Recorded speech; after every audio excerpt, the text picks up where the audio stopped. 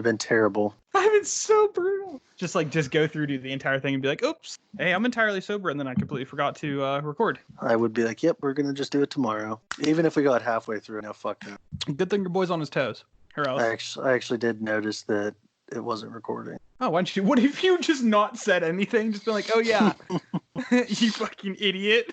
I would have done it after the intro. I'd be like, hey, you didn't record. This is 100% the first time that I genuinely didn't notice. Good thing I went up to get a beer, or else we would have been in deep shit. Because I didn't even have that window open. I just wanted to make sure. I went to click on it and be like, oh, I'm recording, right? And then clicked on it. I was like, no. No, I'm not. Biggest bonehead move of 2020. Really funny. I've been so shitty. Speaking of intros. What is up, you non-human creatures? Welcome back to another episode of the Fetch and Shock podcast. I am your host, the second trample counter, Tyler. And joining me, as always, is my co-host, the colossification on a shore shark, Matt. Matt, what's going on, dude? Not a whole lot, dude. Staying healthy. Staying inside. Staying inside. I'm going to tell you something, Matt. Might be an unpopular opinion. I think this COVID-19 thing might be the best thing that's ever happened to my friend group that I started playing Magic with, because I have not spoke to them as frequently and played as much Magic with them as I do now being at home alone on Magic Online. I can believe that. See people that you never really get to see. When we started playing Magic, we would probably play twice a week. It was like on a Wednesday, and then we would do it on a weekend. And then when everybody moved away or had jobs and shit, we would play once a month, or every pre-release we would get together, which is every 3 months or something like that. Yeah, a little bit farther than that, but yeah, something along those lines. Yeah, now we play multiple times a week. That sounds about right. It's a Thursday today. I think I played Sunday, Monday, and Tuesday. I played Magic, and then on Wednesday, before I had to leave the house, I sat and talked about deck building with one of my friends. We didn't play Magic, so that doesn't count. But I did sit and I talked about deck building. Little mental exercise. Yeah, I mean, because we're all just trying to figure out new commanders, because I'm now addicted to Commander. Yeah, you've been going pretty hard on building Commander decks. Fucking love Commander. I have built, since this quarantine started, 7 brand new Commanders. That's a lot of Commanders, dude. Yeah, there was a week where I built 4 of them in a 3-day time span. Yeah, you did go pretty hard on that. Yeah, and then I was like, okay, maybe I'll pump the brakes, maybe I'll slow down. And then this week I built 3 more. So you were doing a lot of we'll call it the pauper. Oh, see, that was commanders or whatever. When we started playing, we were just doing casual decks, and then for a while there we were hooked on playing pauper, but we played pauper commander, which is again fucking incredible format. It is so slow and do nothing. It is the perfect game if you just want to sit around and just cast cards that were okay in draft and drink beers. It's the perfect format for that. You don't have to think, because none of the cards are that good. You're just none of them are that good. Yeah, you're just throwing bad cards at each other, and eventually somebody gets an Ulamog's Crusher and wins the game. Yeah, something eventually happens. It's a great format when Ulamog's Crusher is in every deck, regardless of whether it's an aggressive deck, a control deck, a mid-range deck, combo deck. Every deck has to have an Ulamog's Crusher because that's the only win condition in the format. It's that bad. Pretty good win condition. I mean, it has to attack. And it's an 8/8 Annihilator too. Yes. So it's you just have to get busy and just start throwing it at your opponent. Get busy living or get busy dying. Yeah, get busy annihilating or get busy losing the game. That is the biggest, baddest boy, and it's not even a boy. Biggest, baddest creature, I guess. He's the biggest, baddest common. He's a terrifying creature. I love that card. The best cards in that format are the Tron lane. See, but even in Commander, Tron is obviously not good. Commander, not, I guess, but I guess Pauper on a regular. Yeah, just normal ass Pauper. Yeah. Yeah, that's the bee's knees. No, but we've been playing. I think I talked about it a couple weeks ago. We started a format called Wood and Nickel, which we've now changed. We've dropped the EN, so it's now just Wood Nickel, because that just sounds better. Probably for the best. It does sound much better. Wood Nickel. It just rolls off the tongue. So every card in our decks are under 5 cents on Magic Online. There are so many fucking cards under 5 cents on Magic Online. It's insane. There's actually good cards too that are under 5 cents. Disgusting cards. The one of the decks I just built this week is Nib Mizzet. Well, it doesn't matter which one it is because I have both of them in my deck. So there's the Firemind. I believe that one's my commander, and then Nib Mizzet Draco Genius is also in the deck and legal. Yeah, those are both pretty good either way. Yeah, and I get to play with like Treasure Cruise in this deck. I'm looking at the deck list now. Factor Fiction is legal, which is nuts. Melik is legal if you're into that for a commander. He's pretty cool. I don't know which one that is. Melik is at Paragon. He is 6 mana, 4 in a blue and a red.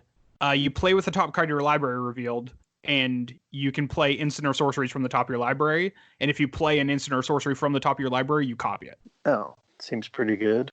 Yeah, he's super good. And I just built this deck in like maybe 2 hours and threw it together, and then just jumped in like a commander league on Magic Online, and I was playing against real people playing like actual decks. And I just like landed my commander and then just drew a million cards. It felt so good. Yeah, that seems like it would be good. Oh, it's so much fun. And then like also you can just build bad decks. Because that's each opponent, isn't it? Well, Niv Mizzet, the Firemind, it's whenever you draw a card, it deals a damage to any target. Any target. Not... Yes. And if you want to play this budget format and you want to win, I feel like this guy's the commander for it. Because if you put like Curiosity on Niv Mizzet, it's an infinite combo. Yeah, you just win. Yeah. He just deals the damage and then you draw a card, assuming that you have enough cards in your library to not deck yourself before you do the killing. Which shouldn't be that hard. You're a blue-red deck. Yeah. Can go get some cards. Yeah, I mean, and like I think I have some stuff in the deck that prevents me from milling. The one big thing is none of like the Thassa's Oracle or like Laboratory Maniac. Those aren't legal in this format because they're like $1 on Magic Online. Oh, damn. Yeah, right? Backbreak. Yeah, terrible. But I built these 7 decks. I think I spent like in total $11. How do you do it, man? Do you need a 401k or... Well, I got my hedge? Trump change. So the Trump change, yeah. Yeah, now I'm swimming in it. I'm going to buy a Bentley next week. After that, I'm probably going to buy a Lamborghini. I'm rich. Sounds like it. Damn, dude. You killing it over there in Seatown. Listen, Carrolltown, land of kings. So I've heard. And for those of you out there who is the vast majority of you who don't know what Carrolltown is, it's not. It's a joke. Okay. I mean, a town with a population of like 13. Come on, dude. You at least have Pretty good. 15 people. Oh, you're right. No, yeah, that's right. That kid was just born last week. Yeah, So, see? yep. Duh. Yeah, we got bumped up to 15. You're right. When I'm right, I'm right. So, Matt, have you been playing any Magic recently? No, but I will be here soon. Oh, yeah? Gonna be playing some old school over the interwebs. I would say, how do you plan on doing that, dog? Interwebs. Duh. You're jumping on the streaming? Yeah, definitely gonna do some of that. I love that. You're going to be playing old school with a webcam, like with technology, like the oldest possible format to play Magic the Gathering, and you're just using the highest tech technology you could possibly think of. Hell yeah. When Why worlds wouldn't I? collide. It's reuniting nostalgia with modern technology. And it's easy. I mean, the streaming stuff too is like relatively easy if you just have a webcam. I mean, hell, most I'm not laptops even have doing webcams. that, dude. Over the phone. Little tripod thing set up. Oh, you're right. Everybody carries around a little computer in their pocket. Yeah, Hell, I mean, willing to venture that most people who are listening to this are probably using a cell phone. that's a fair assumption. Technology's Some crazy. people, yeah, technology's wild. I can't believe I'm stuck using this antiquated technology that is Magic Online when you guys are using these high-tech camera phones. We're living in the 3000s over here. Yeah, basically. Would this now? The future is now. The future is now. And speaking of the future being now, Ikoria. We Is spent the past now. few weeks talking about it. Now we got the whole entire thing. No more teasing. We got the actual full set, and you can play with it right now. If you're listening to this right now, you can go online and play Ikoria, because I just did. Right before we started recording, I was drafting online, Magic Online. And I want to say you can also do it through Arena too, because I saw some streaming people were playing. I don't know if it's like an early release event, but they were playing Ikoria standard. Yeah. I mean, hey, sells tickets Yeah, I guess so. or gets views. I guess it doesn't sell tickets anymore because we can't go anywhere. We can try. It's not going to get you anywhere. But yeah, so me and Matt spent, I would say, a solid 20 minutes looking through the entire complete spoiler. And the only thing that we really talked about during the entire thing was limited. There was only one card that we really wanted to talk about out of the remaining spoilers. Yeah, the new The completion What's of the it ultimatum called? cycle. yeah, that. because I know we made a big hubbub about it. Hell, I named the episode last week from the Ultimatum cycle. We finally got the complete cycle. This new one is the Genesis Ultimatum, and I think this one might be my favorite one out of the group. It seems like the best, honestly. You go get 5 things and you're set. I think it's a toss-up between this one and the Sultai one, for me, at least. Which one's the Sultai one again? That one's like the pseudo Gifts Ungiven, where you can go get 3 cards, you put one of them, get shuffled back in, and you cast the other 2. See, that's more degenerate, and I'm all on board for degenerate, so you don't get me wrong. Yeah, being a piece of shit. Yeah, but this one seems more, what do you want to call it? Fair? Do you just want to say fair? Well, it's not even fair. Well, it is. I guess that's true. I don't know if anybody ever casts an ultimatum, it never seems fair to the person getting it cast against them. But it's not. This one's not fair. It's 7 fucking mana. It's not like anything stupid. Let me read Genesis Ultimatum, and then we'll discuss on how fair this card is. So, like I said, Genesis Ultimatum, the last of the Ultimatum cycle. It is 2 green, 3 blue, 2 red for a sorcery. It reads: look at the top 5 cards of your library. Put any number of permanent cards from among them onto the battlefield, and then the rest go in your hand. You exile Genesis. So, like, I can imagine a scenario in a deck where you can manipulate the top of your library with, say, like a Brainstorm or something. And you just put, like, you do Brainstorm, you put back, like an Emrakul or an Ulamog's Crusher on top of your library, and you just cast this, and then you just get 7 mana. You just flip over, like, 30 mana worth of spells. Yeah, this is the Teamer one, right? Mm-hmm. Yeah, you could easily just play Teamer and just get some big dumb green idiot. Oh, yeah. That's a real thing you could do. And, like, they all enter the battlefield at the same time, so if there's any triggers or anything that would occur, like if you would flip, like, a Craterhoof Behemoth and, like, an Avenger of Zendikar, you would trigger both of those. That seems pretty good. Yeah, and then you're wilding out. Like you said, you could just happen to dump out 30 mana worth of stuff. I guess the fair part of this comes from, there's a pretty good chance that you're not going to know what's on the top of your library, so you could just flip absolute garbage. Like, there's going to be a time where somebody does cast this card, and they just smash 5 lands. That's going to be pretty likelihood of that happening. Not 0, I guess. Yeah, but it's not, like, super likely. That's also very true. It's going to happen. Oh, undoubtedly. It'll happen at some point. And that person, whenever that happens to that person is going to quit playing Magic the second that spell resolves. Like, if that would ever happen to me, I'm taking Genesis Ultimatum out of the sleeve, and I'm ripping it into millions of pieces, and then I'm never playing Magic again. Well, it'll happen. That's just fact. It's just a matter of when it'll happen. Yeah, but for every time somebody just rips 5 lands, somebody's going to rip 5 creatures, like game-ending creatures. Oh yeah, that'll happen. For sure. There's no doubt about it. I think this is going to be pretty popular Commander. Oh, big time. I think all of them, sans the Jeskai one, are going to be very good in Commander. And I'm sure even the Jeskai one, like, has its place. Does it, though? No problem. I mean, it does draw 5 cards. Because that one is quite terrible. It's not great. It's really not great. But you know what? We did ask a Twitter question last week, and it did pertain with cycles. Our Twitter question was, because we gave our favorite cycles, we wanted to know what the listeners' favorite cycles were. And we had some solid answers. Dennis said, because he's a mean person, first of all, he did say that he liked the swords. So yeah, I did see that. And I appreciate that, because the swords are the great. That's obviously number one. And then he had to go back on his word and say the Eldrazi's. Is that a cycle? I guess it is technically a cycle. I'd call it a cycle. I mean, those cards are so mean. Again, I just talked about flipping all of these with the new Genesis Ultimatum. That's true. Anything's good when you get it 3 of them for 7 or 5 of them for 7 mana. It's true. Almost any. It is hard to argue against free spells. It's just like you take Collect a Company and then multiply that by like 1,000. No, I'd still rather play Collect a Company. Fair enough. I was like, wait a minute, let me think about that. Friggin' crazy if you think that's correct.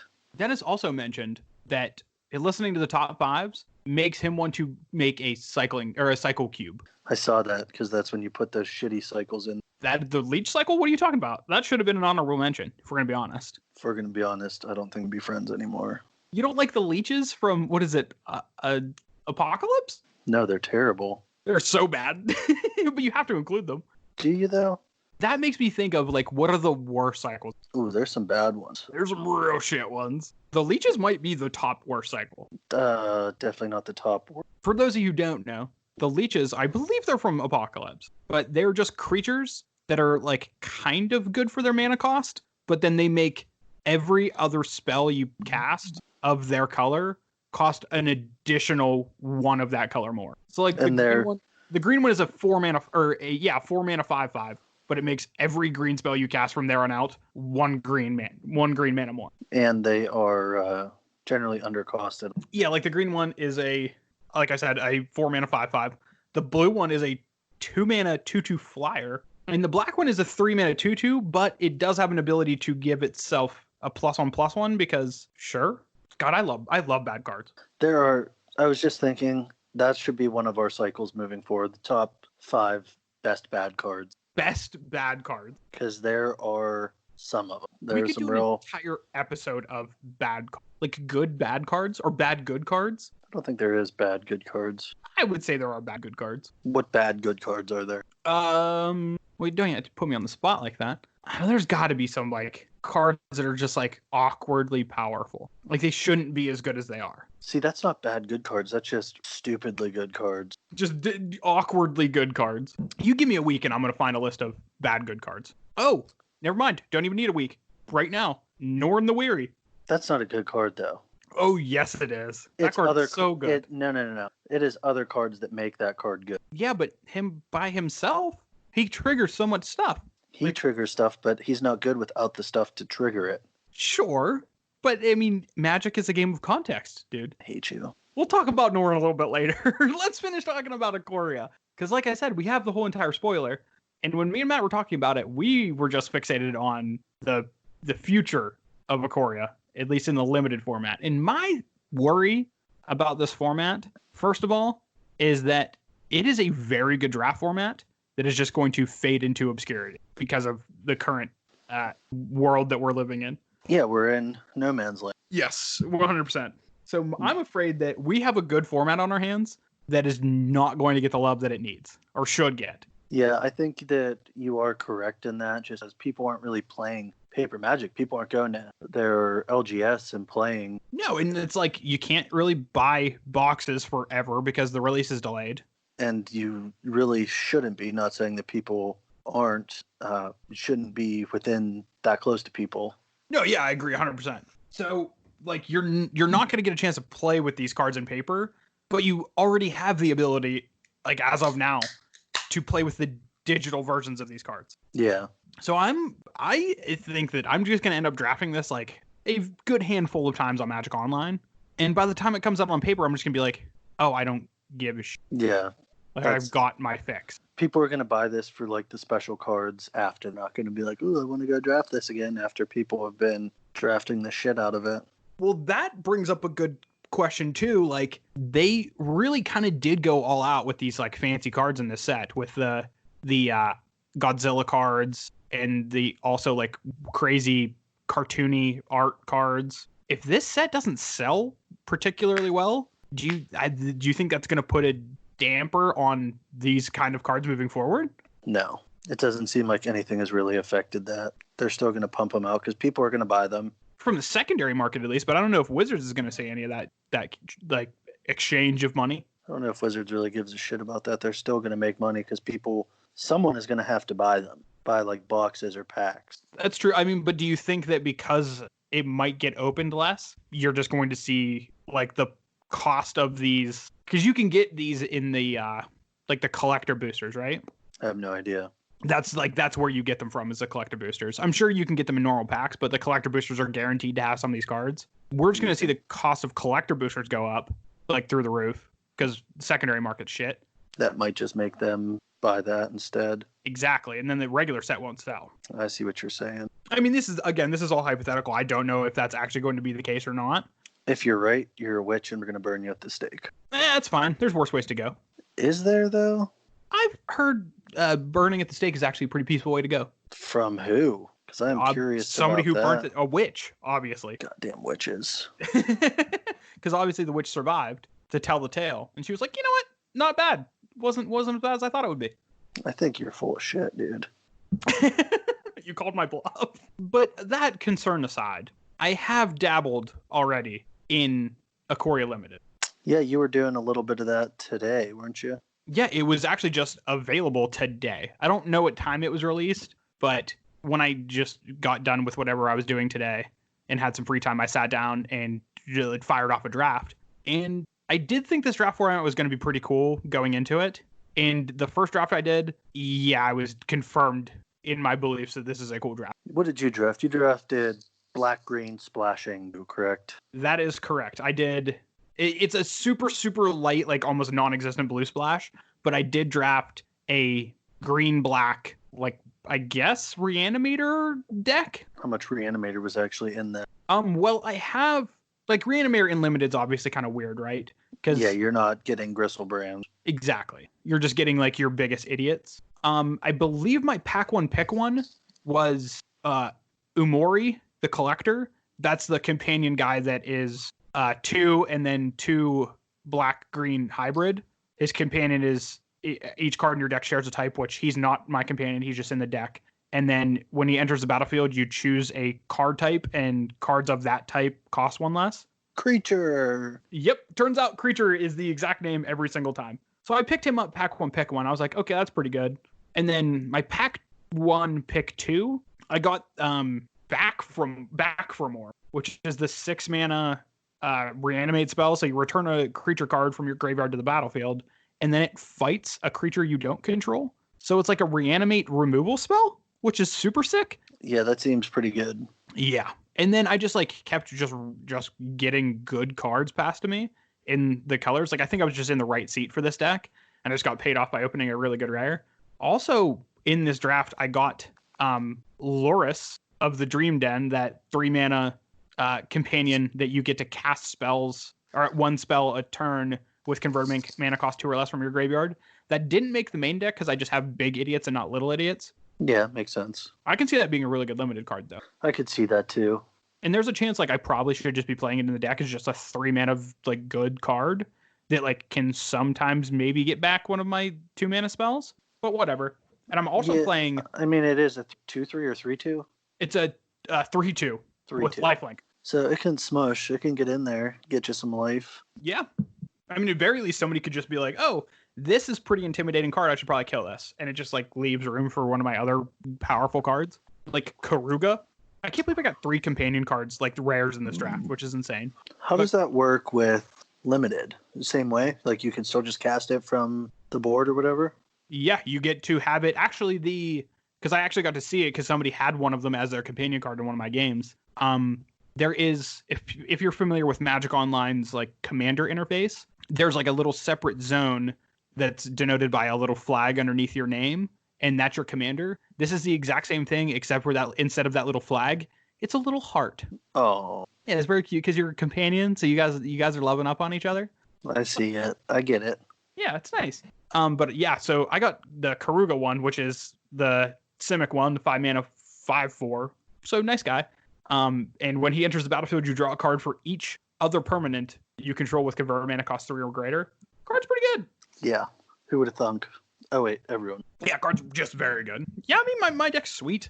I'm happy with how it was built and how I drafted it. I have lost my first 2 rounds of the draft, and I haven't played the last one yet. And you've had like close games. They haven't been like blowouts, right? Oh no, I've lost 1-2 in both of the matches. In match 1, I played against the blue-red like spells deck, but they had just an infinite amount of flyers. Yeah, and you'd have no way. You don't even have plummets, bro. You fucked up. I have 1 plummet in my sideboard. Yeah, you need more than that. That's all I saw, dude.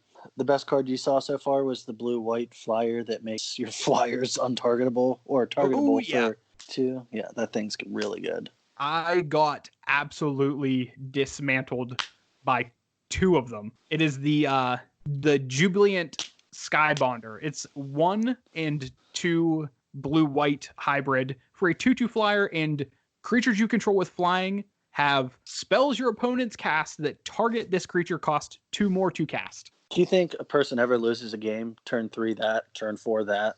No. I think it is very difficult for that person to ever lose a game where they just do that, because I know from experience that had happened to me and I didn't win that game. So for my sample size of that game exactly, it's an unbeatable combination. You pretty much just are racing at that point, right? You have to try to curve out your big idiots faster than their flyers. Yeah, but you know what? Flyers generally have a lot of tempo. They definitely do. You know what's a card that's seemed to be really good in that deck? The Spirit Dragon. The Sprite Dragon, isn't it? Or Sprite Dragon. It is Sprite. Yeah, it's not Sierra Mist, it's Sprite Dragon. Boom. Boom shakalaka. Yeah, that card was really good. Do you like my new catchphrase? Boom shakalaka? Boom shakalaka. You bringing that one back? Said very calmly. just no effort, no energy whatsoever. It just trickles out of your mouth. Boom shakalaka. That's going to be the new thing. I love that card also is good. A 1/1 flying haster that just grows. Yeah. That thing, like, turn 2, and then turn 3 spell, turn 4 spell. Is it a non-creature spell, or is it instant or sorcery? I believe it's instant or sorcery. Okay, because that would be a bit much. Oh, yeah, I agree. No, it is a non-creature. No, it's a non-creature spell. Goddamn. Yep, no, it is better than we thought. What a disgusting card. Oh, my God. Yeah, that card put the screws to me. That blue base flyers. You want to know what else is really fucking good, Matt? The shark to crab or whatever. No, not shark to crab. That's from Pouncing Shore Shark. Yeah, that one. Sharkdo Crab. That's a real card, just so you know. It is, you're right. It's from, what is it, Guilds? That's Guilds Ravnica. It's like the mutant fish. Yes. Actually, okay, funny little aside. Now that there's so many sharks in Magic, all of like the previous sharks in Magic that their creature type was fish are now sharks. They went back and errated all of them to be sharks. What fucks? So that's some just justice. Leave them as fish. Because they're sharks, dude. You can't mislabel them. They should. Sharks are fish. Dude. They should just be labeled as fish, like a subtype. Nope, they're all sharks now. If you're going to be a stickler about specifics, that has to be. Instead of fish liver oil, is it shark oil now? If you make it out of sharks, yeah. No, it's a fish. Whatever. Well, it's specific. Like if you make it out of cod, it could be cod liver oil. If you make it out of tuna, it'd be tuna. I forgot that this thing mutates. Oh, we're back on talking about the Pouncing Shore Shark? Well, I was looking at it on the screen here.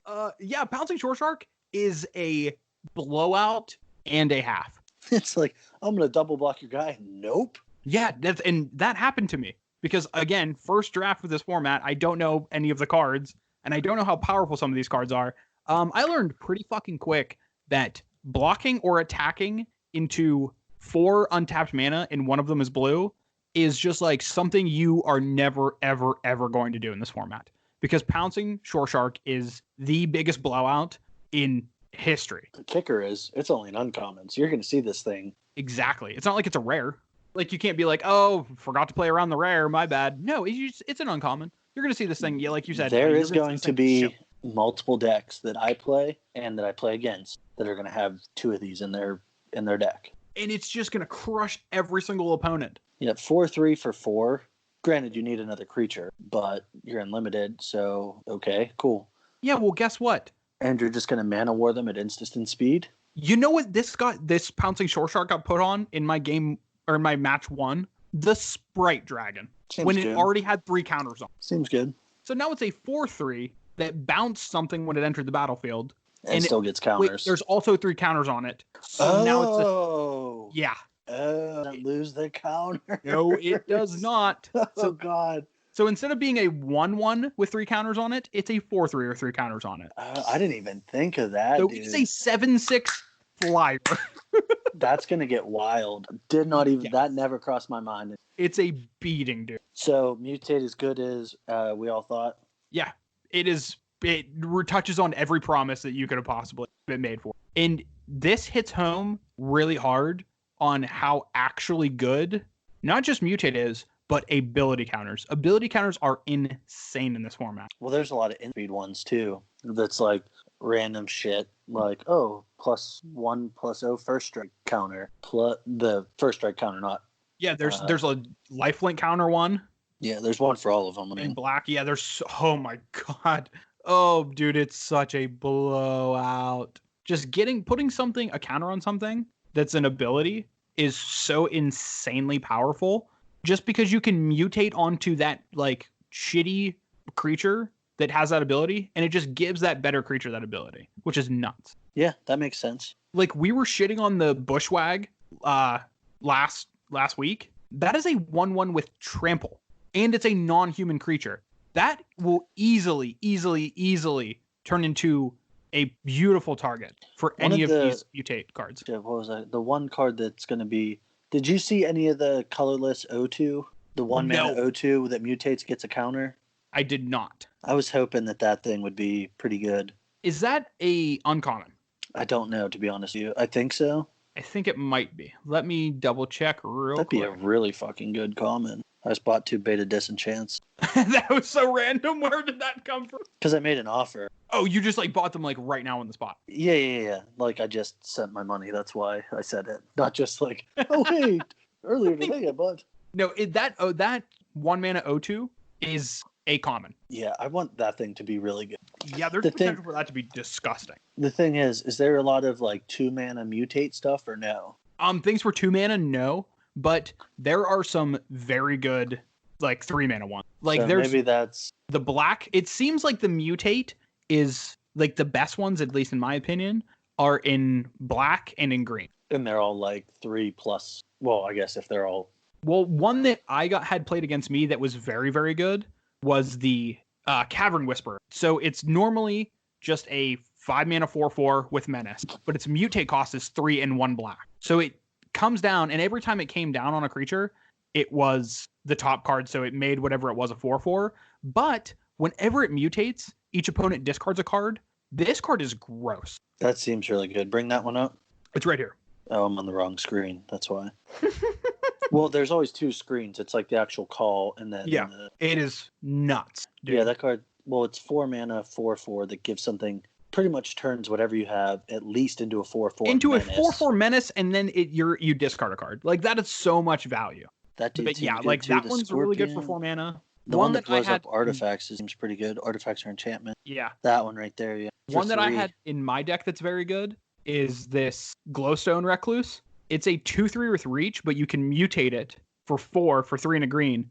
And whenever this creature mutates, you put 2 +1/+1 counters on. So yeah, that actually costs more than the creature itself. Yeah, because the creature itself is a 3 mana 2/3. But the mutate cost, like just throwing that on just anything, automatically gives it a +2/+2. So if this creature would get mutated on, it triggers. Yeah, okay, that's what I thought. Yep. God damn that. Yeah, that card seems really good. Those spiders are always really good. You're not wrong, but there's also one that it's a 4 mana 3/4, but when you mutate it, you get to go search for a land and put it, I believe, on the battlefield tapped. Yeah, you put it on the battlefield tapped. That's really good too. It seems like there's a decent amount of good fixing in this format on top of actually the cycling too, which helps. Yeah, and I guess that's something that we were talking about a little bit before that we'll touch on now. I guess we should. Hold on, but I guess we should. We're mainly talking about limited, not standard or other formats. You're 100% right. This conversation, at least right now, is going to be almost specifically for limited because that's what we're really going to be doing this format. Sorry, I didn't mean to interrupt you. No, actually, I did mean to interrupt you, or I wouldn't have done it. But yeah, fuck you get my point. But like I said, we were talking about this before. This format, even though Matt said that there does seem like to be a decent amount of fixing, which there is, like especially in green, like there's a 2 mana 1/3 that taps for any color of mana. You can only cast creatures with that mana. There's the green creature that when you mutate it, it goes and gets you a basic land and puts it on the battlefield. There's the new cycling explosive vegetation, which is just a strict upgrade of explosive vegetation. 100%, yep. That card's really good, but even not in green, like you still have like the Farfinder, which is the 3 mana 1/1 vigilance that goes get you a basic land, and then you reveal it, put it in your hand. At common, which will literally be a necessity in 3-color decks. You would take that over the green. Yeah, but what I'm saying is it does not seem like it's going to be a 3 mana deck format or 3-color deck format. No, I think you're going to get a lot of splashing for bombs or like really big impactful stuff. Not like 7/7/7 split. Yeah. No, it's going to be mainly 2 colors splashing for a bomb. So go to one of those big 3-color bombs. Oh, like you're talking about like the Mythic Rare. Yeah. Well, even with that too, my big thing that I noticed in my first draft, and take this with a grain of salt, everybody. This is just our first impressions, so we could be totally fucking off base with this. But from just playing a bunch of limited in the past and playing 3-color formats and playing 2-color formats with splashes, this is what this feels like a lot. Yeah, like you're going to be playing this Aluna Apex of Wishes. You're probably going to be green, blue, or green, red and splashing that third color. And probably you'd want to be splashing the red because you can mutate it for 3 green, red hybrid, 2 blue, blue. Yes. It will also, like you just said, that mutate cost, you don't even have to be in 3 colors. If you were just straight up blue, green, you can just play this card. It's essentially free if you just are planning on mutating it. Yeah, or you could just throw a mountain or something in your deck or a way to get a mountain. And especially if you are playing green, there are ways to get it. Like in my deck, I am playing, you could say 3 colors, but really I am just a straight up just blue or a green black deck. I am playing with one island, one island, and then one Dismal Backwater, which is the blue black tap land that gains you a life. Which you always want to pretty much play the on-color ones of those anyways, just because they gain you a life. Yeah. And I'm just doing that so I can play one of Parcel Beast, which I thought was just good enough to just play because my mana is pretty good. Because I do also have 2 of the Humble Naturalists, which are the 2 mana, 1/3 mana dork. Yeah, you have 4 blue sources without really even trying. Yeah, and it never really came up that I had to like worry about my blue mana or was hurting because I had blue mana and not another color. Because Karuga, I can just play for double green, totally fine. And this Parcel Beast is good enough that it felt like splashing it, but it's such a little cost. Yeah. I did make a statement earlier, and that was before knowing the rest of the set, that I thought the crystals, the 3 mana rocks that cycle for 2, were going to be like pretty decently high picks. It seems like people at my draft table were taking them pretty high because I only saw 1, but I don't think those are going to be particularly good in these. They're going to be good in 3-color decks that are heavy mana requirement. In the cycling decks, or if you have a high curve, is where they're going to be good. Yeah. Because they jump you 3 to 5. But even then, I think those are going to be like some of the worst cards in your. If you are a heavy cycling deck, these go up a little bit in value. But if you were just using these for mana fixing, I think there are significantly better ways to do it. Well, mana fixing for the heavy requirements, like if you have an ultimatum, you're going to want some number of those crystals. Sure. I mean, I think in a lot of scenarios, if I have a choice between one of the crystals and then the mana fixing colorless fox, I'm taking that fox 10 times out of 10. Well, yeah, it's just better. Absolutely. You get a 1/1 creature that you can mutate on. It can attack. It can block. It's colorless. So there's no difference there. Exactly. Like over top of the 2 cycling, like 2 colorless cycling, I'd rather have the 1/1 body. Yep. Because there are things with it. Yeah. Well, let's talk about some generic archetypes that we kind of figured out that are going to be in this format. The first of which is the Abzan Wedge, which is just mostly going to be the white-black deck with a light green splash. That's going to be like the humans, in my opinion, because there's a really good amount of humans in white and a good amount of humans in black.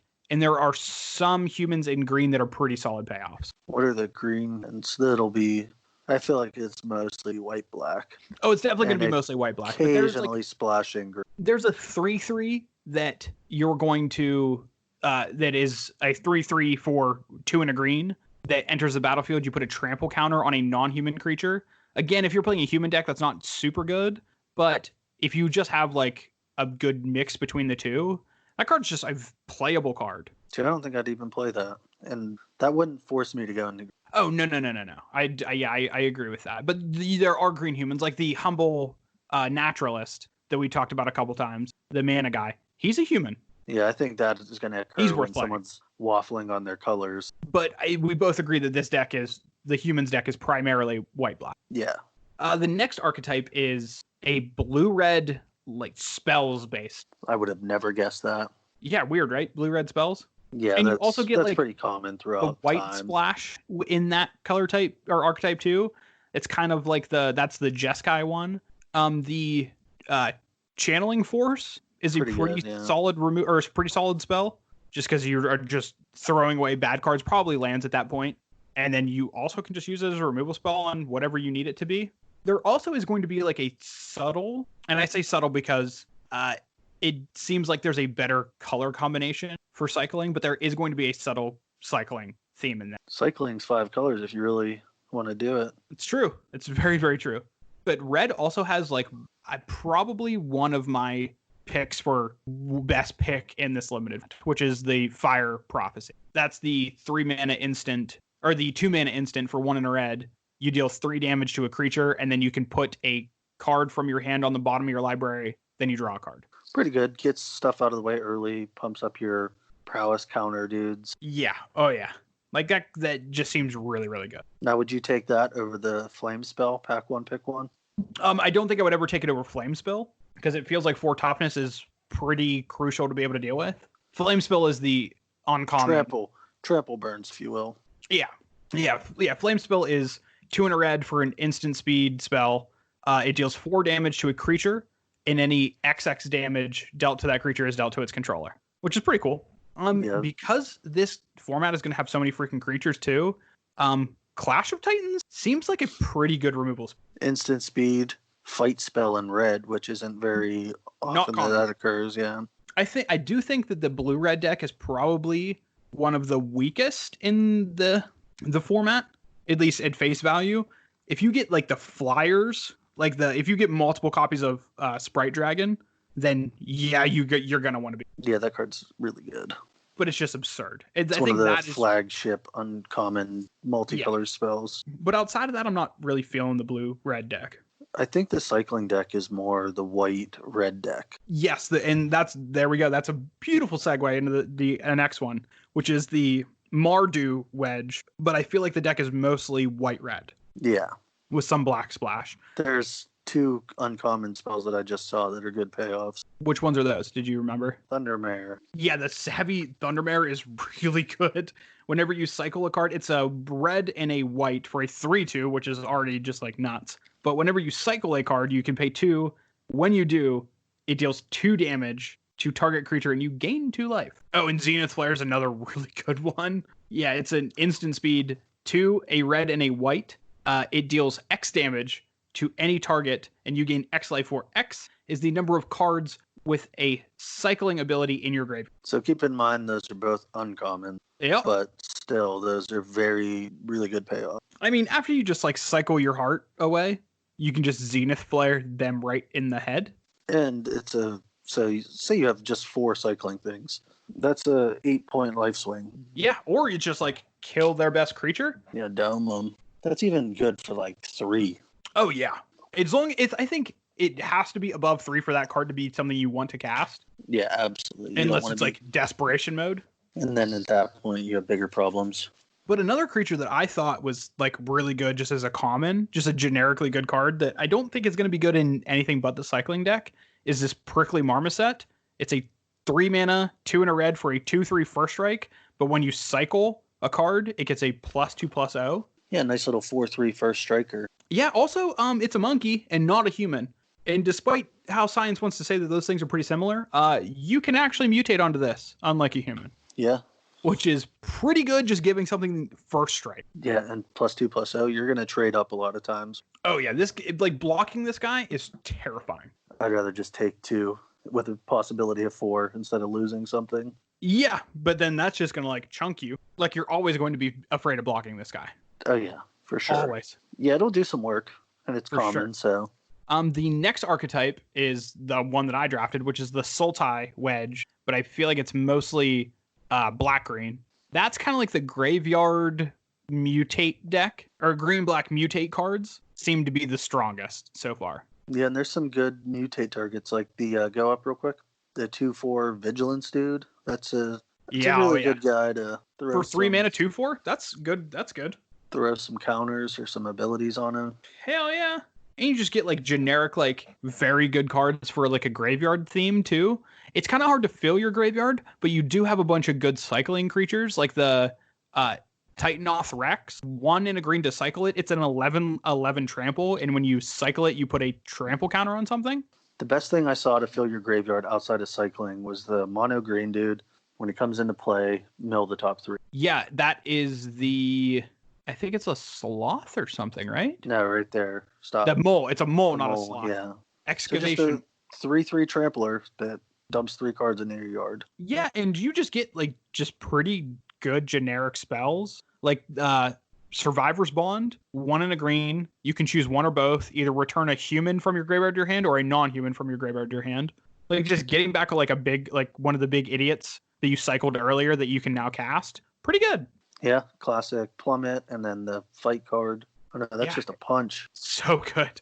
The back for more that I had in my deck, which is the reanimate fight spell, like that's a flagship uncommon for this archetype. There's another black reanimate spell that when you bring the creature back, it gets a lifelink counter. Unbreakable Bond. Yeah, that one. That one's really good too. And I guess the last archetype is, I guess, the Teamer Wedge. But again, I think it's mostly blue-green. This seems like a heavy mutate, just good creatures. This is easily the most mutate-centric archetype in my opinion. It seems like it, yeah. Because you have very few humans in these colors, and you have really good mutate creatures, like all the green ones that we spoke about before.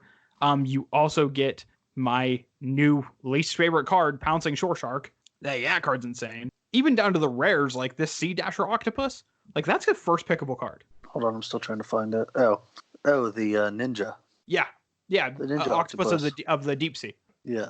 And you could just get frisky and like open up Shark Typhoon and just throw away everything that we just told you and just go, I'm going to take this obscene card and I'm going to play this obscene card and I'm going to win games. I'll first pick that all day. Oh, yeah. Well, another thing that you were saying before that kind of goes against what we were kind of just laid out as our quote unquote archetypes, this Ominous Sea enchantment. Oh yeah, that sounds fun. So this is 1 and a blue for an enchantment. Whenever you draw a card, put a Foreshadow counter on Ominous. Remove 8 Foreshadow counters from Ominous Seas. Create an 8/8 blue Kraken creature token. Cycles for 2. I noticed that you don't have to sacrifice that. No, you don't. You can just continue to draw cards and continue to pump out your octopi. You could get a pretty quick 8/8 Kraken. Oh yeah. Drop this sucker turn 2 and just start going to town turn 3. Just do your normal game plan and eventually pop out an 8/8. Yeah, because I'm assuming if you're playing blue, there's going to be incidental card draw, whether you're just like cycling cards that you don't need at that point in time, or just casting spells that are just drawing you cards. Little cantrips, or naturally you might get to turn 10 and have an 8/8. It's like a inevitability of having a big old 8/8. Yeah. Like there's just so many ways to just dirtle around that's just going to eventually pop out a win condition for you. I like me some dirtling. You are a big fan of dirtling, and it seems like the blue in this format is right up your alley. Dirtle City. I mean, I'm happy with how this format is looking right now. Yeah, I might draft some of this this weekend. On Magic Online? Yeah. Very nice. Oh, I'm definitely going to be diving in between my bouts of Commander addiction. I will definitely be playing some of this. I mean, it looks fun. It's really fun. My first draft, the whole entire time, I'm just like, oh my God, the power level of these cards through the roof. And I know you and me both have experienced draft formats where the cards just power level wise feel really low. Even if you have a good deck, they just feel like bad cards. Yeah. This format is not the case. Yeah, this seems to be the opposite. Yeah, it is a abundance of power. Seems fun. It does. Now, do you feel like this card or this format in a limited context is like swingy at all? It could be, I bet. That was my one little gripe about it. You could get blown out on mutates. Yep. Or you just run away with a game with them. You really can. You could drop one of these ridiculous rares, like an ultimatum, and just say, get fucked, bud. Like, you could be so far ahead, and they could cast an ultimatum, and you're just now way ahead, and they need to catch up. And I think the tricky play to it, too, is with these mutate cards, like, if one of those gets bounced, you get all those creatures back, but that sets you back so massive. It's a big mana disadvantage. Huge. Absolutely huge. Like, that's multiple turns worth of mana that just gets completely negated by a bounce spell. I need you to find out in the lore why all this mutation is occurring. You know what? That'll be my homework for next week. I'll come back and I will try to figure out why that's a thing. I have been slacking on my lore because, one, I have heard nothing but bad things about the books, and all of the lore has been shifted to the books. Oh. Yeah. So that sucks. No more cartoon. Unfortunately. I just comic like books, I guess. when they did the lore on the website. Like, that was just awesome. It was perfect. Yeah, those were the comic books, weren't they? I mean, they weren't really comics as much as they were just like short stories. Yeah, I guess the panel or whatever. Yeah, exactly. But they were fun. Like, I enjoyed those. Yeah, they are fun. Never read them.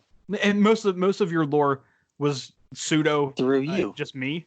Yeah, just through you. Me consuming the things and you being like, hey, why is this a thing? And I'd be like, oh, well, this is the thing with the thing that did the thing with the thing. And you're like, oh, okay, cool. That was the thing, yeah. So you get it. Oh, yeah, I got it. But now we don't have that because I don't want to read a book. Freaking nerds reading their books. Yeah, I mean, I play Magic the Gathering, but I'm not a dweeb. I'm not going to read a book. But yeah, I mean, Matt, you did make a pretty bold statement before we started recording about maybe building a standard deck because of this format. Yeah, it's in the cards. I mean, yeah, it is legitimately. It's on the cards. It's written on them. I mean, just doing the shenanigans. You want to build... Which deck did you say that you wanted to get down with?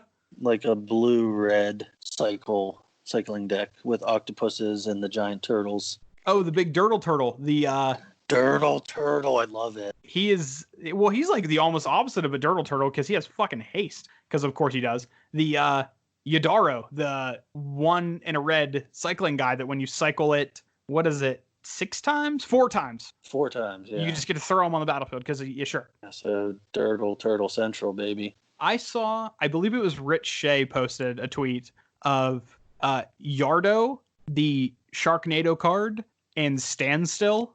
And he was like, this could be a deck. And I'm like, yeah, Rich, you crazy bastard. Yeah, cycling's not actually casting a spell. No, turns out. So you don't have to break the Standstill to do dumb Yardo things. Standstill, an old love of mine. Ah, fuck Standstill. Standstill can eat shit. Tell me how you really feel about it. I hate Standstill. Because I always have to break the Standstill. Can't not do it. Play better. I play white creatures. I have to do it. I have to play my things. Repeat myself. Play better. Well, you know what format I don't have to worry about Standstill in, Matt? What's that? My new favorite format. Good old 100 card singleton. I'm going to make a Standstill deck. A Standstill commander deck, eh? Yep. I feel like that 99 would be standstills. bad. Just 99. I think that breaks. Hey, if they can print companion cards, then I can play 99. I don't think those are similar things, even a little bit. I think those are very different things. It all depends on who you ask there, bud. Let's ask Wizards. Wizards, I know you're listening. If Matt is allowed to play 99 standstills, I mean, also, how are you going to cast these standstills with no lands? I'll find a way. Just manifest destiny. Make standstills happen. If there is a will, there is a way, good sir. Well, I'm glad that you want to play standstills in your magical fantasy land. But in real Commander land, I have a deck that may be one of my favorite things on the entire planet to ever play in Magic.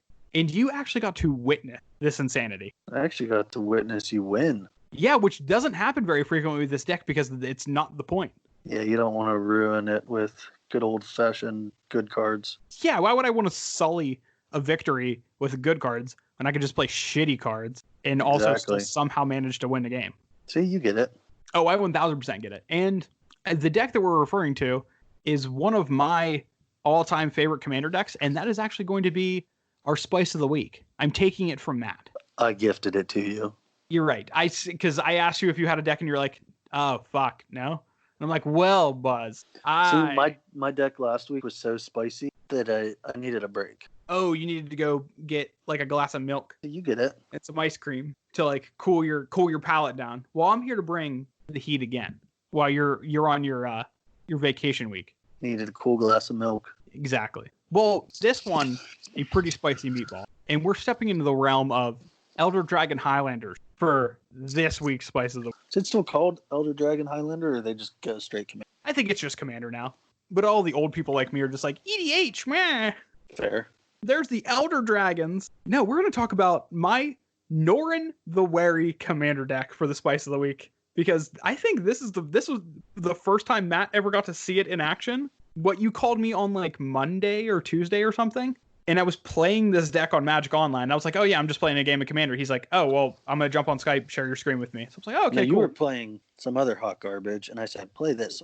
Oh, that's right. I was playtesting the deck that I built earlier that day, which was Depala. She's Yeah, that one. Yeah, she's the tribal vehicle / dwarf commander, which that one's super fun. I like that deck a lot. It's different. But yeah, that when I got done playing that game, you were just like, okay, no, show me this spicy Norin pile.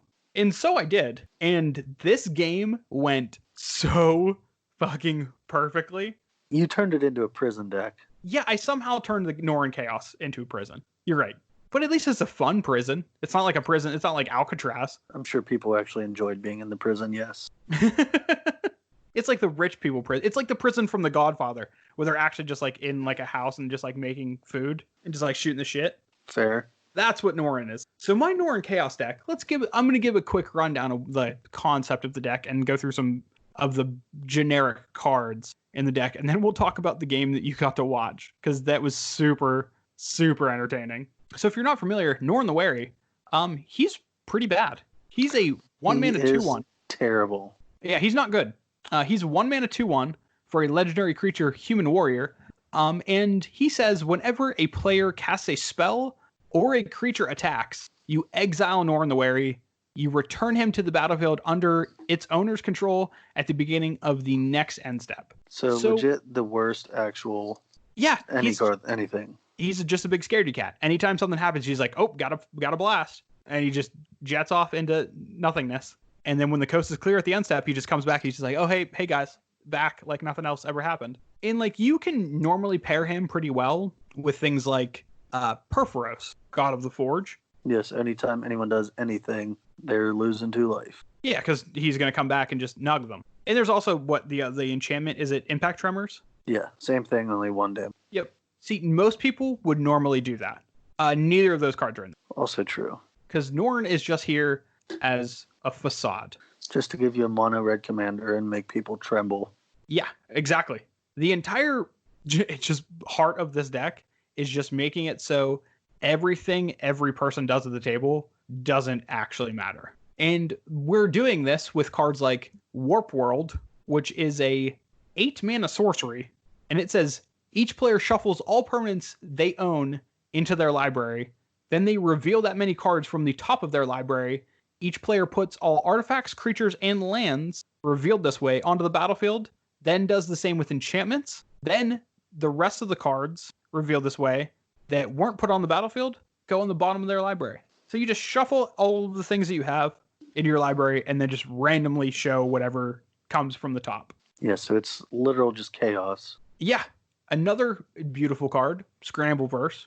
For each non-land permanent, choose a player at random. Then each player gains control of each permanent for which they were chosen. Untap those permanents. So what happens is, for every single permanent that's on the battlefield, it just gets randomly selected who it goes to around the table. So like one of my mountains could go to my other opponent. My opponent's creature could go to me. One of my artifacts could go to me, or again, another one of my opponents. It's just a whole fucking shit show. Yeah, it could literally go really well, really poorly, or a combination of both. Or somewhere in between. We also have cards like Thieves Auction, which is similar to Scrambleverse, except for you put all the permanents into a pile, and then you go around the table, and each person selects one of those permanents to keep until all the permanents have been selected. Yeah, you Rochester draft that shit. Yeah, you just Rochester, exactly. You Rochester draft every single card. And then there's also some fun artifacts like Omen Machine, which says players can't draw cards, and at the beginning of each player's draw step, they exile the top card of their library. If it's a land, they put it on the battlefield. Otherwise, they cast it without paying its mana. That's an all-time fun one. Prison City. Yeah, that was a prison lock piece. There was also Gate to the Aether, which is kind of similar, except for at your upkeep, you reveal the top card of your library. If it's a permanent, you put it on the battlefield. If it's a non-permanent, you just keep it on the top of your library, and then you would draw it for the. And there's also cards like Knowledge Pool, Mind Slaver, just anything that can possibly make a game go bad. Confusion in the Ranks, another personal favorite.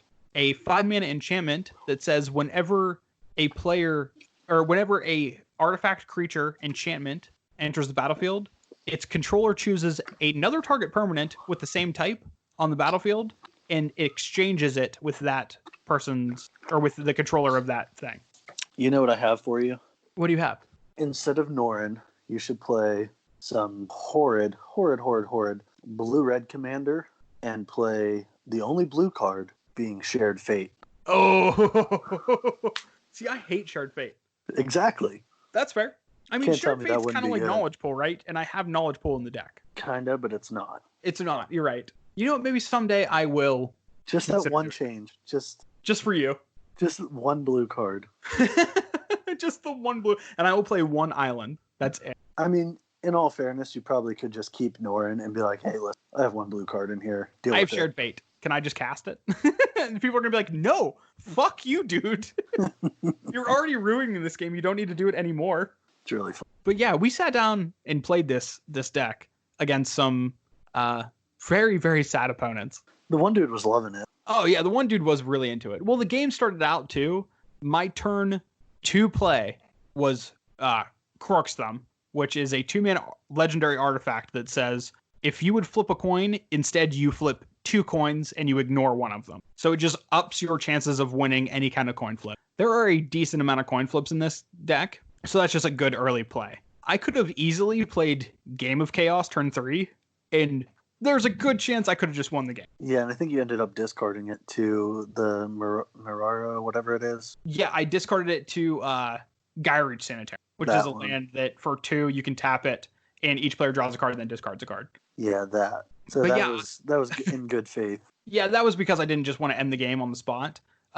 Game of Chaos is 3 red mana for a sorcery. It says you flip a coin. If you win the flip, you gain a life, and target opponent loses a life.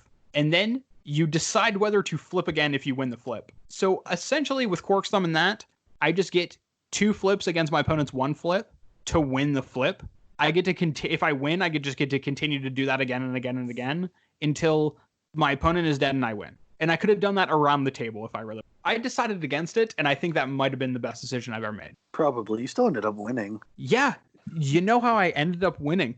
Oh, what's his name? I can't think of his name. You're talking about Tibalt, bud. Tibalt, the worst planeswalker ever, yep. The historic worst planeswalker of all time. Tibalt, the Fiend-Blooded. That one. Yeah, so this game continued after that. I played lands, my opponent played creatures, everybody was attacking each other. It was a great time. And then I played Gate to the Aether, which lets people just play spells for free off the top of their library at their upkeep.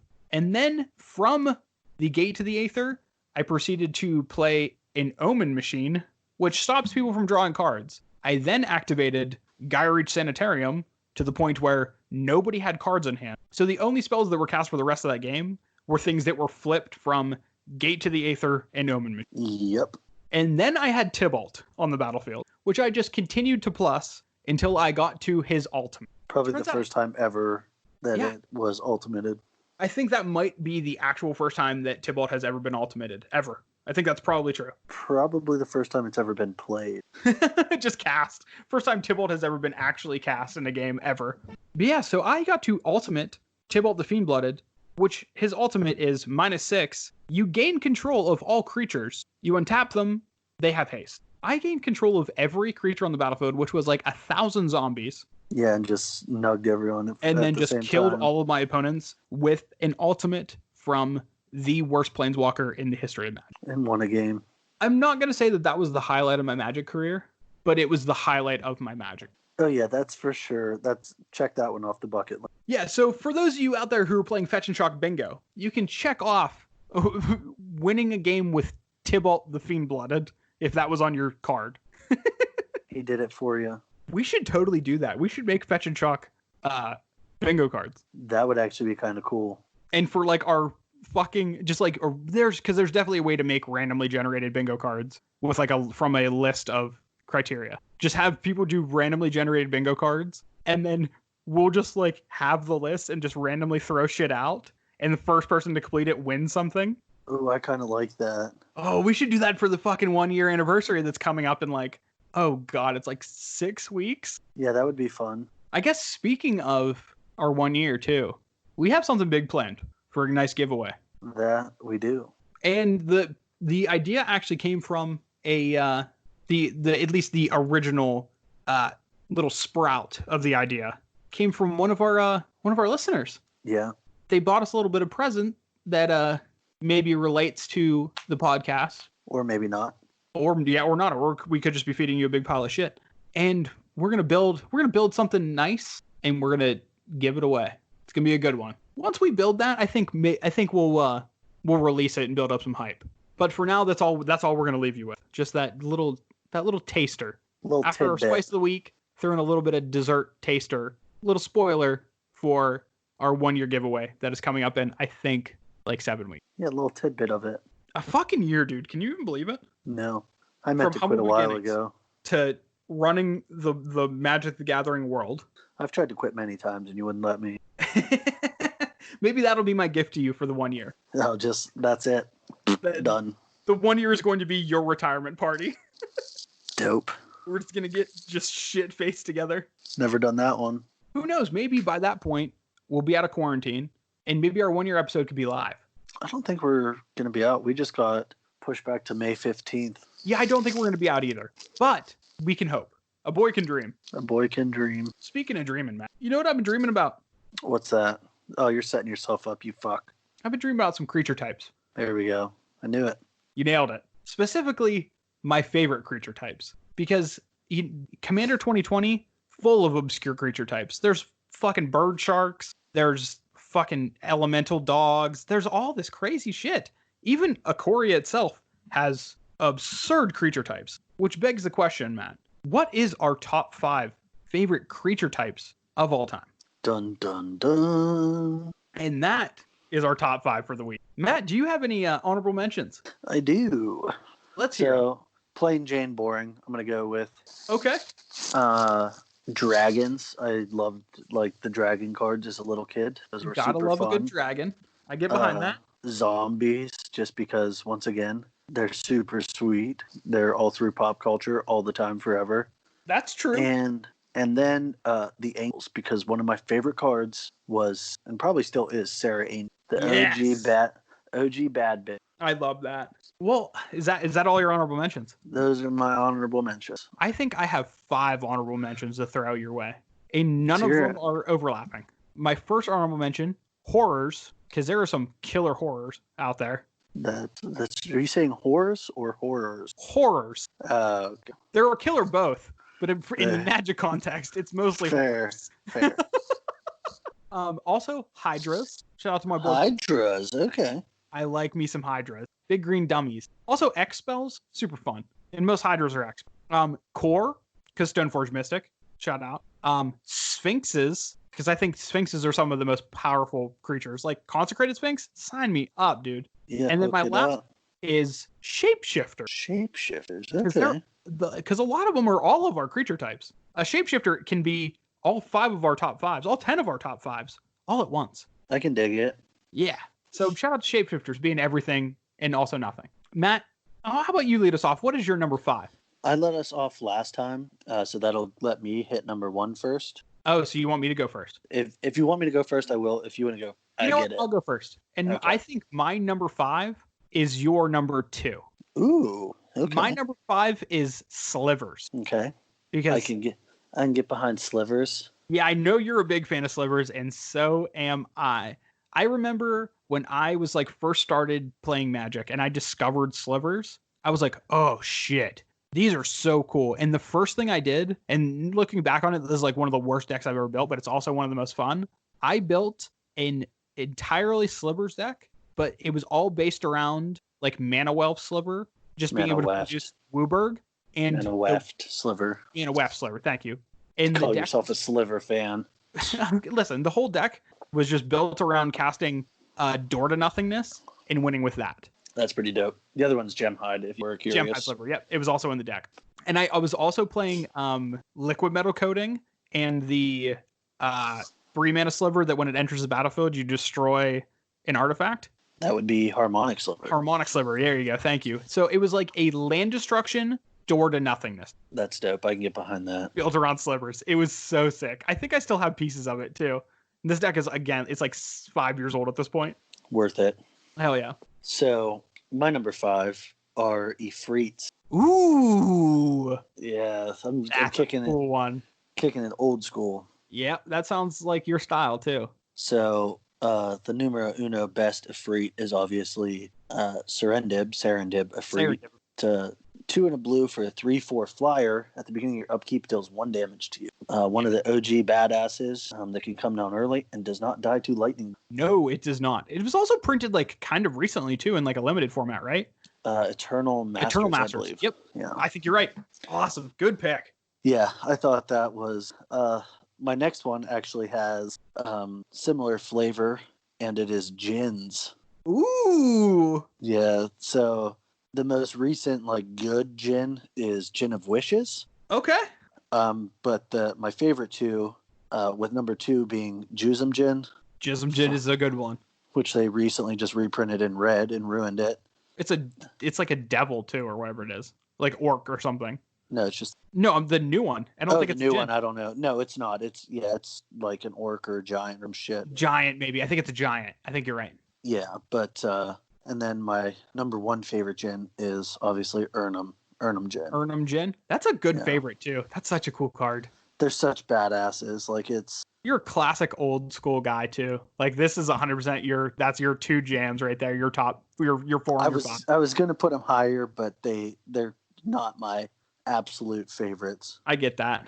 Oh shit! I think I'm gonna end up on. Yeah, I'll be doing number 1 again. So I'm gonna go with my number 3 as well, just so you can end up on your last one solo. Oh, that's so kind. I know. So my number 3 is. You want to guess? Oh, is it Slivers? No. What is it? It is Eldrazi. Eldrazi. I think I know your top 2 then. I'd be surprised at the one. Really? But yeah, the Eldrazi they like to smush, and they're obviously relatively new, but I still like them. Undercosted big creatures is that's your jam. One of the creature types that I generally like. Yeah, those are good ones. Really good ones. So what is your number? You go number 4. Yeah, go 4, 3, 2. I'll go 2, 1. You go 1. Okay, that works for me. I like how we're shifting it up a little bit because we can't count. I always try to do it so we flip-flop. And then we blow it regardless. And I fuck it up all the time. Well, my number 4 is actually one of your honorable mentions. It's Angels. Okay. Yep, because I'm a big sucker for the big white creatures. Greg Staples fan. Oh, huge, dude. Greg Staples is the fucking man. But like we also have like Iona, Avacyn, Sarah Angel. There's so many great iconic angels in Magic. And most of them are white. Yeah. So I mean, a big white powerful creature, like could you get any more me? No. True. Yeah, a little shitty disruptive one. Oh, speaking of little shitty disruptive ones, my number 3, Elementals. Shout out to my boy Flicker Wisp. Yeah, I figured out your number 1 now that I think about it. And not only Flicker Wisp, but like there's some other great Elementals. Like Avenger of Zendikar, Elemental. I love that card. Yeah, I did not know that was an Elemental, but because Elementals, they are just like big things that are quote unquote elemental. There's not really another way to describe them. Yeah, they're like just a big deity of nature. When you think of like a big creature that's just like, I don't know what the fuck that creature would be, there's probably a good chance it's going to be elemental. There's a lot. Yeah, it's with an elemental, yep. So then my number 2, right? My number 2 is also one of your honorable mentions. It is humans. Humans. Big old bad boy humans. I definitely know your number 1 then. And so my number 1's pretty obvious. But yeah, humans. I mean, we have Mother of Ruins is a human. Thalia, Guardian. Yeah. Human. Mirren Crusader, Sanctum Prelate, Recruit of the Guard, Palace Jailer. Humans. Weird how almost all of the cards in my favorite deck are human. They are humans. I fucking love me some humans, man. Yeah, great. Absolutely phenomenal. So, my number 2 is Was I right? Slivers. Yes, I nailed it! I'm not sure you know my number 1. It's elves. God damn, you're good. Yes, I nailed so good. Yes. Yeah, Slivers. So for every other reason we've said, they make them all better, and it's like a hive mind. And then thanks for ruining it, Lee. My number one is elves. Well, if you want to go ahead and ruin my number one, you can. I'm going to talk about elves real quick first. Yeah, okay, and then you can just go ahead and spoil it once you're done. Yeah. So elves have been my favorite. I have a place in my binder that's just for all my elves, and I'm sure now that I think about it, you've probably seen it before many a time. Yeah, I don't know why, but I do. I like them a lot. You've always just been oddly stoked on elves, which I mean, I get it. The only reason why they weren't one of my honorable mentions is because that's an unwinnable matchup for me in Legacy, and I have a deep hatred for elves because of it. Fair. So, Tyler's number one is, of course, drumroll please, Spirits. It is Spirits. It took me longer than it should have to realize what you're. You're right. It's 100% Spirits. I mean, come on now. They're the best. There are so many good spirits. There are a lot of good spirits, and they're generally several different colors. It's not like elves that are in pretty much one color that just recently started splashing into other colors. No, spirits are oddly ubiquitous. But you have Spellquiller, which has always been one of my top favorite cards of all time. Best spirit of all time. Yeah, big time. I mean, also you have Mausoleum Wanderer, Selfless Spirit, Rattle Chains, Supreme Phantom, Drog Skull Captain. Yeah, also all good spirits. Not a spirit, but an honorary spirit, Lingering Souls. Also true. And what do you know about Kataki War's Wage? That's a spirit, huh? It is. Would not have guessed that. Also, all of the big idiot dragons from Kamigawa, like Kakusho and stuff. Kakusho. They are all spirits as well. I did know that, actually, now that I think about it. And Seaborn Muse, spirit. What you know about Seedborn Muse? It's a spirit. It is a spirit. Oh, yeah. Spirits are just all over the place, dude. In places you would not expect a spirit to be, they're spirits. And humans was my number 2. But when humans die, what do they become? Spirits. Better. They're better. Spirits are just or angels. Humans. Or they're angels. Or they're demons. See, there's a theme with mine. Or they become elementals, maybe. I don't know. Who the fuck knows? No one. When a human dies and gets flying, then it becomes a spirit. Sure, we'll go with that. A fucking flying human. A flyer. And can we give a shout out to Doomed Traveler? Both a human and a spirit. One and the same, son. I love me some Doomed Traveler. Fuck yeah. Dude, I am, again, not shocked that your top 2 are your top 2. And I also don't think you're shocked that my top 2 are my top 2. No, not at all. But both of our 3 through 5s were a trip. That was genuinely had no idea what it could possibly happen. You probably could have narrowed it down that Eldrazi would be in there. Yeah, I did think Eldrazi was going to be up there. I did not see 4 and 5 being. No, that wasn't. You weren't going to get that. No, never. And Jins would have never guessed. One of my favorite arts is the old art of Urnum Jin. What is that one? The 2 Jins floating or flying through the jungle. Yeah, that is good art. That's real good art. The new one, though, he's like a jack. They're jacked in that one too. But in the new one's stacked up. The Judgment one, he's like Ronnie Coleman, bodybuilder. He's thick. He dummy thick. You know what else is dummy thick, Matt? What's that? Our game. Oh, you don't say. I mean, I don't know if that even made sense, but that's the transition I chose to go with. Hey, you win some, you lose some. Yeah, I mean, not all of them could be just 5-star. Yeah. Some of them have to be 2, and that one was not a good one. Gotta have a 2-star to enjoy the 5-star. Exactly. You can only appreciate the good ones when they're juxtaposed with the bad ones. You get it. I get it. We get it. We get it. But you know what else you get? I don't know. The first card of our game, which you get after I explain the game. So, for those of you who are new to this, every week we end out the episode with a little game we like to call Accumulated Knowledge. In this game, we go to the Scryfall website and we pull up a random card with the random generating button. One of us asks the name of the card. The other has to give the mana cost of said card. If they get it right, they get a point. And if they don't, they never get to play Ikoria Limited in paper ever. You're never allowed to play spirits again. Oh, see, here's the I can't do that. That's just not a thing I can do. So you better lose is what I'm trying to say. Which I think your first card is a good step towards that. Matt, are you ready for your first card? I suppose so. Your first card is Flame Wave. Flame Wave? It is Flame Wave. I have no idea. Yeah, I'll go ahead and tell you. Not an easy one. Really not an easy one. I don't even think I'm going to waste a hint. Let's go 3 red, red. No. You were actually really, really close. I was going to say. No, it's 3 red, red, red, red. That's not fucking close. I mean, if you just tacked 2 more red to it, you would have had it. Yeah, I wasn't wasting on that one. Yeah, Flame Wave is 3 and 4 red for a sorcery speed spell. It says Flame Wave deals 4 damage to target player or planeswalker and each creature that player or planeswalker controls. It's terrible. It's not good. It's definitely not good. That is a classic Stronghold card. Also printed in 9th edition. Should have left it in Stronghold. You're not wrong. Well, I'm not going to give you an Elf Warrior. 1/1. I will give you this one, though. It is Decree of Justice. Oh, shit, I know. This is a tough one, too. No, it's not. I've seen this before in Commander. It is a solid Commander card. Oh, this is the card that in that middle school deck that I was talking about. This is one of the win conditions. Oh yeah, this is definitely in. It's in the land still. This is XX2 white. Damn, you got it. I only knew that card because of middle school when I was looking it up. I love that. And hold on, so good. Yeah, you nailed it. It's either put X Angels into play or you cycle it. I think it's I forget the cycling cost, but when you cycle it, you can pay X and put 1/1 soldier. You nailed it. It is you for X in the normal casting. You get to put 4/4 Angel tokens with flying on the battlefield, and then you can cycle it for 2 and a white.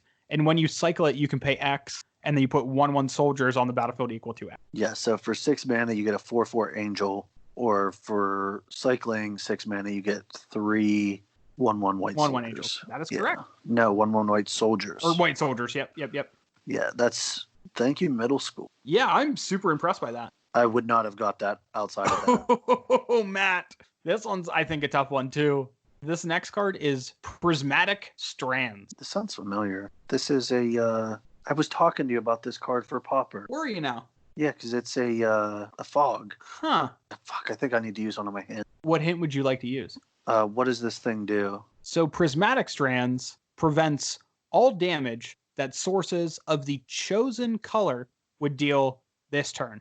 It also has flashback. You can tap an untapped white creature you control. Yeah, this is in Pauper. It's 2 and a white. You are very correct. This is in my Pauper deck, my Slivers deck. I was making sure Slivers, this wasn't. Boros. There's another Prismatic Strand or Strand, something similar to that. That's an artifact. Huh.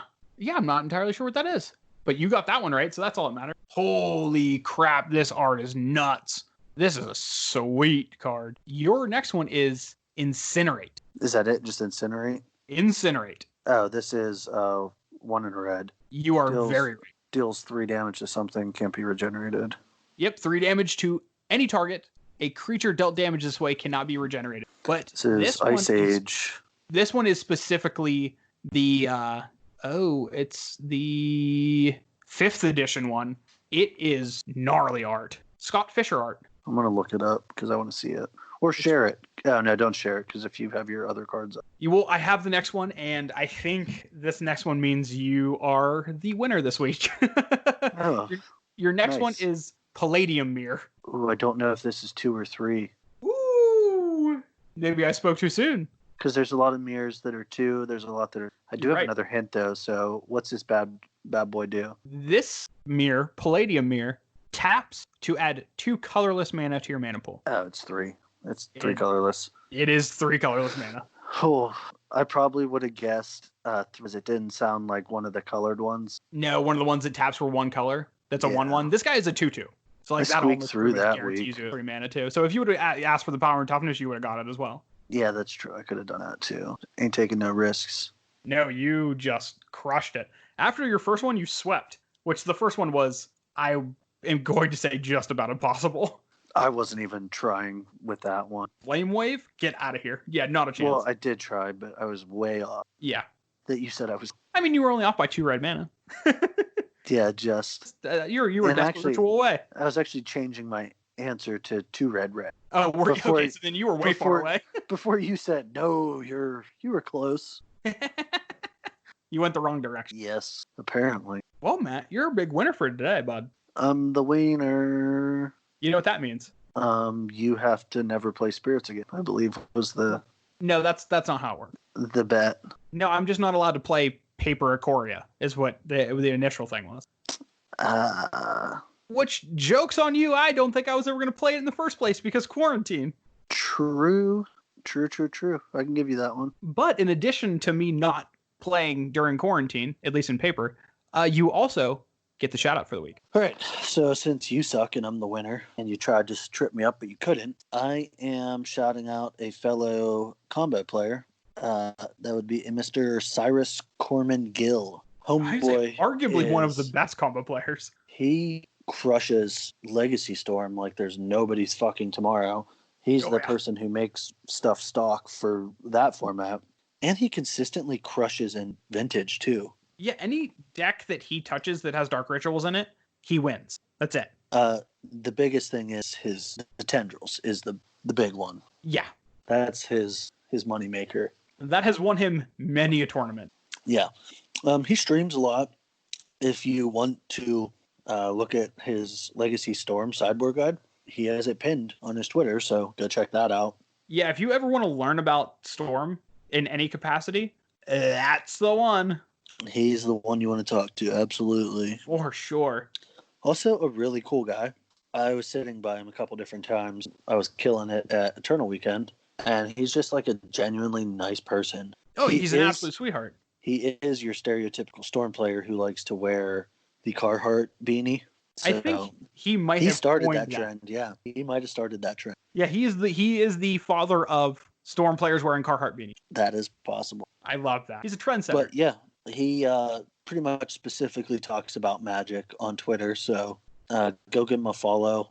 And he always has some pretty good shit going on. Yeah, he's a good follow, and you will learn a lot from just him, just interacting with life. The way that he looks at Storm hands is bewildering. Yeah, he can see the future. Next level. Yeah, next level Storm. It's gross. He's done it so much that he's like, okay, if I brainstorm here, there's this percentage that I hit this, and then from there I just need to hit this and then this, and it always seems like luck, but he has it mapped out. He's so humble. He says that it's luck. Yeah. And it's like, no, you just run the numbers. He's just a You genius. have so many reps down with it. It's just muscle memory. Yeah, watching him play, it's almost like autopilot, but he's also autopiloting like one of the hardest decks to ever. He also does love foils for his Storm deck, which I can get behind that. His decks are always very pretty. That is true. He has some sweet, I think they're Japanese, Chinese, some Asian language, Dark Rituals, and they are fucking gorgeous. Oh, hell yeah. I'll actually tell you what the art is right now. I need not long to find it. This is instant gratification. Yeah, I guess because there's only 2 foil Dark Rituals. They're the Mercadian Mask. Yeah, the masked ones. That's the same that the foil Brainstorms are. Yeah. The old one. Yeah, and they look dope, and they are not English. That's extra cool. Yeah. Style points out the ass. Style points for sure. Damn straight. That was a great, yeah. Cyrus is the best. Great shout out, Matt. Yeah, go give him a follow. Fuck, yeah. All right, dude. You got anything else for me? I think that's all I got. Are you planning on, you're going to play some Ikoria Limited, aren't you? This weekend, probably, yeah. So then we're gonna have some actual data, because I'm definitely gonna play it this weekend as well. We're gonna have some real data to talk about. Suck it limited, but yeah. And probably some bad beat stories. There will be those. It's the first time I played the set. I don't know all the cards. Yeah, so tune in next week for us talking about how badly we got crushed in Ikoria Limited. Or how bad I got it right. Yeah, or how correct we are. I'm going to go ahead and lean towards the former of that too, but you never know. Probably, yes. That's a fair assumption. All right, dude. Well, we're going to go take our lickings, and then we will see you next week. Nerd! Peace.